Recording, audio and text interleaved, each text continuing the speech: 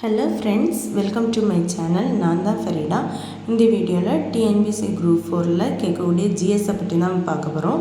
மொத்தம் ஜிஎஸ் 75 மார்க்குக்கு வரும். அதில் இந்திய ஆட்சியல் மட்டுமே 15 மார்க்குக்கு வரப்போகுது. ஸோ அதில் உள்ள டாபிக்ஸ் 1 by 1 பார்க்க போகிறோம். இதில் உள்ள டாபிக்ஸ் எல்லாம் கிளியராக படிச்சிங்கன்னா நீங்கள் கண்டிப்பாக 15 மார்க் குரூப் 4ல் எடுத்துடலாம்.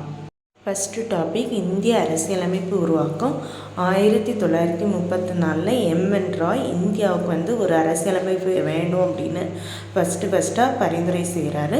அவரோட பரிந்துரையின் அடிப்படையில் 1935 இந்திய தேசிய காங்கிரஸ் பிரிட்டிஷ்ட அதிகாரப்பூர்வமாக கோரிக்கை வைக்கிறாங்க. 1940 பிரிட்டிஷ் கோரிக்கையை ஏற்று ஆகஸ்ட் சலுகை அப்படின்னு சொல்லிட்டு கொடுக்குறாங்க. 1942 சர் ஸ்டாஃபோர்ட் கிரிப்ஸ் வராரு. அவர் என்ன சொல்கிறாருன்னா, 2ஆம் உலகப் போருக்கு பின்பு இந்திய அரசியலமைப்பு வைக்கலாம் அப்படின்னு சொல்கிறாங்க. ஆனால் இதை முஸ்லீம் லீக் ஏற்றுக்கொள்ளலை. ஏன்னா அவங்க தனிநாடு கோரிக்கை கேட்டுட்டு இருந்தாங்க. 1946 கேபினெட் தூதுக்குழு வராங்க. இவங்க மார்ச் 24, 1946 இந்தியாவுக்கு அவங்களோட அறிக்கையை மே 16, 1946 சப்மிட் பண்ணுறாங்க. இந்த கேபினெட் தூதுக்குழுவில் யாரெல்லாம் இருந்தாங்கன்னா, Pethick Lawrence, sir Stafford grips மற்றும் ஏவி அலெக்சாண்டர் 3 பேர் இருந்தாங்க. இந்த கேபினெட் தூதுக்குழுவோட அறிக்கையின் அடிப்படையில் தான் நவம்பர் 1946 இந்தியாவுக்கு அரசியலமைப்பு உருவாக்குவதற்காக இந்திய அரசியல் நிர்ணய சபை உருவாக்கப்பட்டது. இந்த அரசியல் நிர்ணய சபையில் மொத்த உறுப்பினர்கள் எவ்வளோ பேர் இருந்தாங்க அப்படின்னா 389 பேர். இந்த 389 பேரை எப்படி ஸ்ப்ளிட்டப் பண்ணலாம் அப்படின்னா, ஆளுநர் மாகாணங்கள்லேருந்து 292 பேரும், உயர் ஆணையர் மாகாணங்கள்லேருந்து 4 பேரும், சுதேச அரசுகள்லேருந்து 93 பேரும். இதில் இந்த 292 பேரும் அதே மாதிரி அந்த உயர் ஆணையர் மாகாணங்கள் 4 பேரும் எப்படி தேர்ந்தெடுக்கப்படுறாங்கன்னா, தேர்தல் முறையில். சுதேச அரசுகள் அரசர்கள் அவங்க தானாக சேர்ந்துக்கிறாங்க. ஸோ அடுத்து என்ன பார்க்க போகிறோன்னா, இந்த தேர்தல் முறை எப்படி நடந்துச்சுன்னு பார்க்கலாம். ஃபஸ்ட்டு பார்த்திங்கன்னா, 10 லட்சம் மக்களுக்கு ஒரு பிரதிநிதி அப்படிங்கிற அடிப்படையில் தான் அந்த 296 பேரும் வராங்க. அதில் ஏற்பட்ட வாக்குமுறை ஒற்றை மாற்று வாக்குமுறை. அதே மாதிரி 1935 சொல்லப்பட்ட வரையறுக்கப்பட்ட வாக்குரிமையின்படி தான் இந்த தேர்தல் நடந்து, அதாவது சொத்து இருக்கவங்களுக்கு தான் வாக்குரிமை. தேர்தல் ஜூலை, ஆகஸ்ட் 1946 நடந்து. இந்த 296 பேரில் வின் பண்ணவங்க பார்த்திங்கன்னா, இந்திய தேசிய காங்கிரஸ்லேருந்து 208 பேர், முஸ்லீம் லீக்லேருந்து 73 பேர், சுயேட்சையிலேருந்து 15 பேர் வின் பண்ணுறாங்க. இந்த முஸ்லீம் லீக் சுதந்திரத்துக்கு முன்னாடி சேரலை. அதே மாதிரி சுதேச அரசுகள் 73 பேரும் சேரலை. அரசியல் நிர்ணய சபையில் காந்தியும் ஜின்னாவும் கிடையாது. சுதந்திரத்துக்கு முன்னாடி அரசியல் நிர்ணய சபை அரசியலமைப்பு அமைப்பு, சட்டமன்ற அமைப்பு அப்படின்னு 2 விதமாக செயல்படுது. இந்த அரசியலமைப்பு அமைப்போட தலைவராக ராஜேந்திர பிரசாத் செயல்படுறாரு. சட்டமன்ற அமைப்போட தலைவராக ஜிவி மால்வங்கர் செயல்படுறாரு. இவர் தான் இந்தியாவோட முதல் சபாநாயகர். இந்தியாவோட விடுதலைக்கு பிறகு அரசியல் நிர்ணய சபையில் என்னெல்லாம் மாற்றம் ஏற்பட்டது அப்படின்னா, இந்திய மாகாணங்களில் 296 பேர் இருந்தது. அடுத்தது அது 229 பேராக குறையுது. அதே மாதிரி முன்னாடி சுதேச அரசுகள் 93 இருந்தது. சுதந்திரத்துக்கு பிறகு 70 குறைஞ்சிது. ஏன்னா பாகிஸ்தான் தனிநாடாக மாறி இருக்கும். மொத்தமாக 389 உறுப்பினர்கள் இருந்தது. இப்போ 299 உறுப்பினர்கள் தான் இருக்குது. அரசியல் நிர்ணய சபை எதுக்கு கீழே அதிகாரம் பெற்றதுன்னா, சுதந்திர சட்டம் 1947 8வது பிரிவுக்கு கீழே தான் முழு சட்டமன்ற அதிகாரமும் இதுக்கு கிடைக்குது. அதுக்கப்புறம் பார்த்திங்கன்னா, ஜவஹர்லால் நேரு குறிக்கோள் தீர்மானம்னு ஒன்று கொண்டு வராரு. இதை ஜனவரி 13, 1946 வெளியிடுறாரு. ஆனால் அது அரசியல் நிர்ணய சபையால் ஏற்றுக்கொள்கிறது ஜனவரி 22, 1947. இதோட மாற்றி அமைக்கப்பட்ட வடிவம் தான் அரசியலமைப்போட முகவுரை, அதாவது முன்னுரையாக இருக்குது. காமன்வெல்த் கூட்டமைப்பிலே இந்தியா உறுப்பினர் ஆகுது. மே 1949.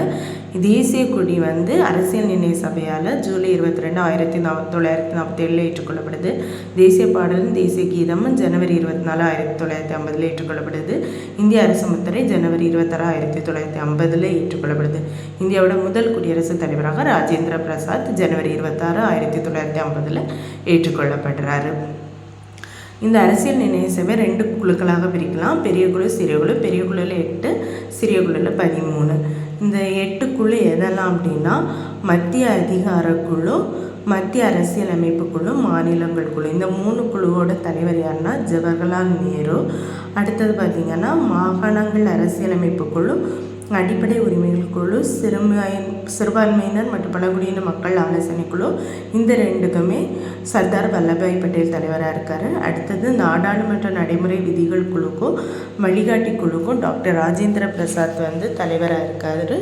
லாஸ்ட்டு பார்த்திங்கன்னா வரைவு குழு, இதோட தலைவராக டாக்டர் B.R. அம்பேத்கர் இருக்கார். இந்த வரைவு குழுவில் B.R. அம்பேத்கர் கூட 6 உறுப்பினர்கள் இருக்காங்க, மொத்தம் 7 பேர். இந்த 6 உறுப்பினர்கள் யாரெல்லாம்னா கோபாலசாமி ஐயங்கார், அல்லாடி Krishnasamy Iyer, K.M. Munshi, Syed Mohammed Saadulla, N. Madhavrao, T.T. Krishnamacharya. இந்த என் மாதவராவ் B.L. மித்தருக்கு பிறகு வந்தவர். First B.L. மித்தர் இருந்திருப்பார். அதே மாதிரி T.T. கிருஷ்ணமாச்சாரியா T.B. கைத்தானுக்கு பிறகு வந்திருப்பார். ஃபஸ்ட்டு கைத்தான் தான் இருந்திருப்பார். வரைவுக்குழு என்னைக்கு உருவாக்கப்படுதுன்னா ஆகஸ்ட் 29, 1947. இந்த B.R. அம்பேத்கரை தான் நம்ம என்ன சொல்கிறோன்னா இந்திய அரசியலமைப்பின் தந்தை, நவீன காலமான இந்திய அரசியலமைப்பின் தலைமை சிற்பி அப்படின்னலாம் B.R. அம்பேத்கரை சொல்கிறோம். ஏன்னா இவர் தான் வரைவுக்குழுவோட தலைவர். நவம்பர் 26, 1949 தான் அரசியலமைப்பு நாள்னு சொல்கிறோம். ஏன் அப்படி சொல்கிறோன்னா அன்றைக்கி தான் அரசியலமைப்பு தீர்மானம் நிறைவேற்றப்பட்டு அரசியலமைப்பு ஏற்றுக்கொள்ளப்பட்டது. இதோட மொத்த உறுப்பினர்கள் 299. அரசியல் நிர்ணய சபையோட ஏற்றுக்கொள்ளப்பட்ட அன்னைக்கு வந்தவங்க 284. அரசியலமைப்பில் என்னெல்லாம் ஏற்றுக்கொள்ளப்படும் போது இருந்தோன்னா ஒரு முகப்புரையும் 22 பகுதிகளும் 295 விதிகளும் 8 அட்டவணைகளும் இருந்துச்சு. முகப்புரை அரசியலமைப்பு ஃபுல்லாக எழுதின பிறகு தான் நிறைவேற்றப்பட்டது. இதுதான் என்னென்னா ஜவஹர்லால் நேரோட குறிக்கோள் தீர்மானத்தை அடிப்படையாக கொண்டது. அதே மாதிரி அரசியலமைப்பு நடைமுறைக்கு வந்த நாள் ஜனவரி 26, 1950. அன்னைக்கு தான் நம்ம குடியரசு தின விழாவாக கொண்டாடுறோம். ஏன் அன்னைக்கு நடைமுறைக்கு வந்தோன்னா டிசம்பர் 1929 லாகூர் காங்கிரஸ் மாநாட்டில் ஜனவரி 26, 1930 பூர்ண சுயராஜ்ய நாளாக செலிப்ரேட் பண்ணலான்னு சொல்லியிருப்பாங்க. அதன் நினைவாக தான் ஜனவரி 26, 1950 குடியரசு தின விழாவாக, அதாவது அரசியலமைப்பை நடைமுறைக்கு கொண்டு வந்த நாளாக கொண்டு வந்திருப்பாங்க. இந்த அரசியலமைப்பு நிர்ணய சபைக்கு நிறைய விமர்சனங்கள் இருக்குது. ஃபஸ்ட்டு நசுருதீன் அகமது என்ன சொல்கிறாங்கன்னா இது சறுக்கல் குழுன்னு, ஏன்னா நீண்ட காலம் எடுத்துக்கொண்டதால். அதே மாதிரி கிரான்வில் ஆன்ஸ்டின் என்ன சொல்கிறாங்கன்னா காங்கிரஸ் தான் அரசியலமைப்பு சபை, அரசியலமைப்பு சபை தான் காங்கிரஸ், ஏன்னா காங்கிரஸ் பீப்புள் நிறைய இருந்ததுனால. விஸ்காம் சைமன் பிரபு என்ன சொல்கிறாருன்னா இது இந்துக்களின் அமைப்பு அப்படின்னு சொல்கிறாரு. வின்ஸ்டன் சர்ச்சில் என்ன சொல்கிறாங்கன்னா அரசியலமைப்பு நிர்ணய சபையானது ஒரு பெரும்பான்மையான சமூகத்தை பிரதிநிதிப்படுத்துவதாக அமைந்தது, அதாவது ஹிந்துஸ் தான் நிறைய இருந்தாங்கன்னு சொல்கிறாரு. இதை தாண்டி முக்கிய குறிப்புகள்னு பார்த்திங்கன்னா அரசியல் நிர்ணய சபையோட சின்னம் யானை, அரசியலமைப்பு சபையின் செயலர் H.V. ஐயங்கார், அரசியல் நிர்ணய சபையின் சட்ட ஆலோசகர் B.N. ராவ், அரசியலமைப்பு சட்ட தலைமை வரைவாளர் முகர்ஜி. இதே இட்டாலிக்கு அரசியலமைப்பு இட்டாலிக் இதில் கையால் எழுதினவர் பிரேம் பிகாரி நரேன் ரைசாதா. அரசியலமைப்போட உண்மை பிரதியை அழகுபடுத்தியவர்கள் 3 பேர், சாந்தி நிகேதன், நந்தலால் போஸ், பியாகர் ராம் மனோகர் சின்ஹா. இந்த பியாகர் ராம் மனோகர் சின்ஹா தான் முகப்புரையை அழகுபடுத்தியிருப்பார். அதே மாதிரி அரசியலமைப்போட ஹிந்தி பதிப்பை எழுதினது வசந்த் கிருஷ்ணா. அந்த ஹிந்தி பதிப்பை ஏற்றுக்கொண்டவர் யாருன்னா நந்தலால் போஸ். அரசியலமைப்பு நிர்ணய சபையில் மொத்த பெண் உறுப்பினர்கள் 15 பேர். மூலப்பிரதி ஹிந்திலேயும் இங்கிலீஷ்லேயும் கீழே வாயு நிரப்பப்பட்ட கண்ணாடி பிழையில் இருக்குது. இந்த அரசியலமைப்பு ஹிந்தி பதி 58வது சட்ட திருத்தம் 1987 படி தான் 394A பகுதி 22 புதுசாக சேர்த்துருக்காங்க.